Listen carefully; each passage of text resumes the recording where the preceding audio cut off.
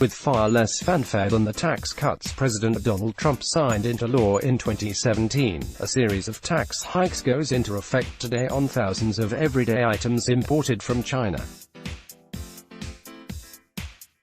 A new tariff of 15% will be added to the cost of more than 40% of all consumer products imported from China on Sept.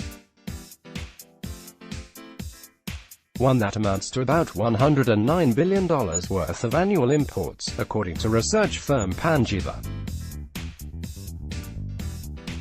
On deck. 15, the 15% tariff will be assessed on another $155 billion worth of consumer goods from China. At that point, there will be new Trump tariffs on virtually everything imported from China. Trump has already imposed 25% tariffs on about $250 billion worth of Chinese imports, but those are mostly component products consumers never see. Those tariffs have led to some price increases, with some importers also taking a hit through lower profits. In some cases, Chinese suppliers have lowered their own prices to offset the tariff. Importers have also begun seeking new suppliers outside China to avoid the tax. A $1,000 annual tax on the typical U.S. household, they Sept. One tariffs would take about $16 billion out of Americans' pockets over the course of a year, if Chinese import levels remain the same. Add in the December 15th tariffs and the cost of the tax would rise to $40 billion. That's not a huge hit in a $21 trillion economy, but it does add up. JP Morgan Chase estimates the tariffs already in place and scheduled to go into effect will cost the typical American household more than $1,000 per year. A shopper is seen in a Target store in the Brooklyn borough of New York, U.S., November 14, 2017. Reuters. Brendan McDermott. Tariffs hitting today will apply to thousands of products sold at Walmart, WMT, Target, TGT, Best Buy, BBY, Home Depot, HD, IKEA, Amazon, AMZN, and other retailers. Here are some of the main product categories subject to the new tax, according to Panjiva.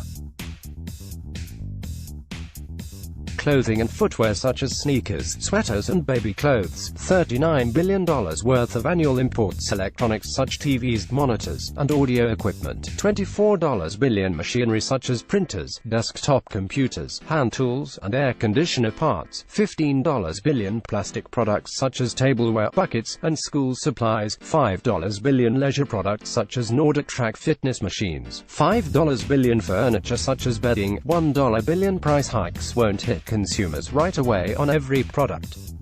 Some importers have been stockpiling Chinese imports ahead of the new tariffs, so they'll be able to sell from non-tariffed inventories for a while. But retailers have been griping about the tariffs nonetheless. A group of more than 200 shoe companies, for instance, recently sent a letter to Trump calling the tariffs a hidden tax, driving up costs for hard-working American families. Nike shoes are seen displayed at a sporting goods store in New York City, New York, U.S., May 14, 2019. Reuters. Mike Seeger. Most economists say the Trump tariffs alone aren't enough to cause a recession. But they're probably slowing overall economic growth. And the latest consumer sentiment survey by the University of Michigan showed a big drop, largely due to the escalating trade war.